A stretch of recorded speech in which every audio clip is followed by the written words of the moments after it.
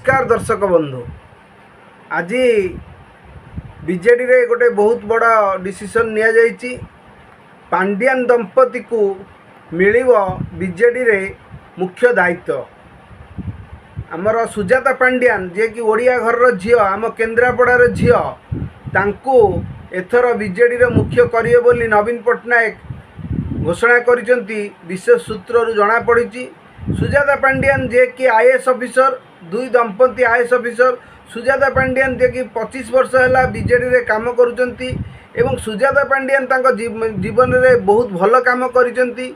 ओडिया घर झियो से, आम केन्द्रापड़ार झियो।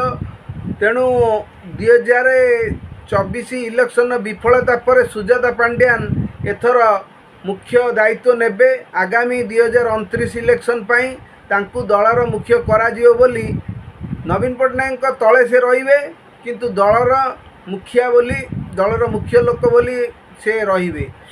सुजाता पांड्यान जे कि मध्याह्न भोजन काम करथिले, जो तले पिला माने मध्याह्न भोजन अंडा जो पुष्टिकर खाद्य अभाव जो अंडा जो खाइथिले, से सुजाता पांड्यान डिसीजन थिला।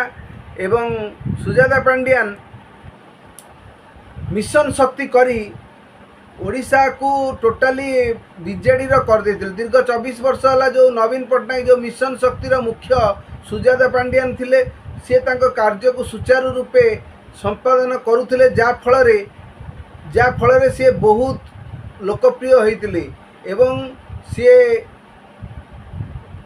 सी बहुत जनप्रिय होइतिले एवं मिशन शक्ति बहुत जोरे आगे चली यही तापरे जो स्कूल रे जो झील पिला मानकु हो जो साइकिल प्रदान करा जाइतिला, जो दशम श्रेणी पिला नवम श्रेणी पिला जो साइकिल प्रदान करा जाइतिला, से मध्य सुजाता पांड्यान नैथिले दायित्व। तेणु सुजाता पांड्यान को पारियापणिया को केही अमंग करि परिबे नाही।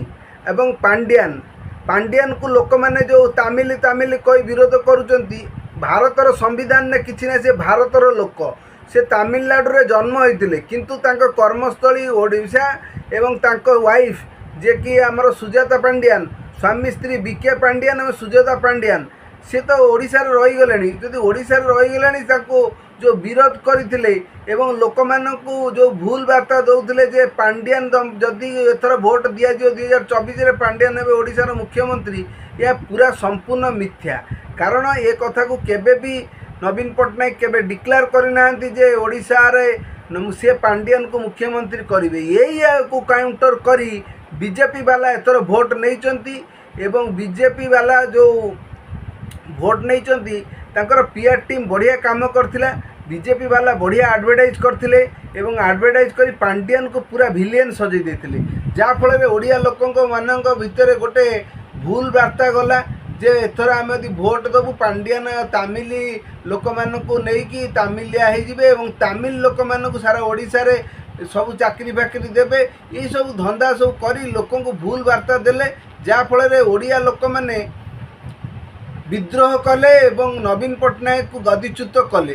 तथापि नवीन पट्टनायक दक्षता एमती अच्छी ओडिशा रे, सी 51टी सीट जीति, बीजेपी 81टी सीट जीति, किंतु सबुठ आश्चर्य कथा बीजेपी 20टी एमपी सीट नहीं गला 21टी एमपी सीट।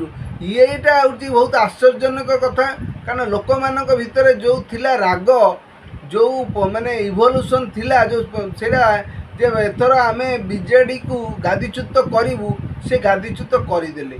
किंतु गादीच्युत करके पाइले कौन?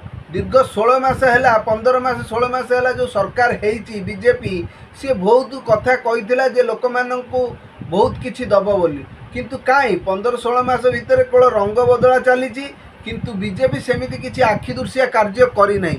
केवल गोटे भल काम कर जो सुभद्रा योजनाटा करी, से गोटेक प्रशंसनीय, किंतु अन्य किछि करिना, केवल रंग बदलू बदलू 16 मास पलैलानी। तेणु आमे आउ गोटे कथा, बीजेडी रे जो माने पांड्यान को विरोध करेंगे सी एथुरु विदा हेबे, या नवीन स्पष्ट करिसेंती। पांड्यान दल रे रहिबे एवं सुजाता पांड्यान भी रहिबे, दुई जण दल को संभाळिबे एवं जेते दलर पुरुखा नेता अछंती समस्ते पांड्यान को एबे सपोर्ट करबा आरंभ कले, कारण नवीन पट्टनायक तांको सपोर्ट करूचंती। तेणु आगामी दिन में देखा आमर पंचायत इलेक्शन आसूची कौन करुँच आमर जो आमर राजेंद्र ढोलिकिया मरीचंती तांको पुओ राज ढोलिकिया सी एथर इलेक्शन जो लड़िया हम तापाई उपनिर्वाचन जो हम बबी दास को देइचंती दायित्व एवं सुजाता पांड्यान बबी दास कौन मैजिक देखौचंती ए इलेक्शन जना पड़े जदि ए इलेक्शन टी विजय होइजिवे सेतुरे आमे प्रश्न प्रमाणित हब बीजेडी दल आगामी 2029 रे फेर शासन करिवो या मु जय नवीन कही मो वक्तव्यटी शेष करुच्ची। जय हिंद।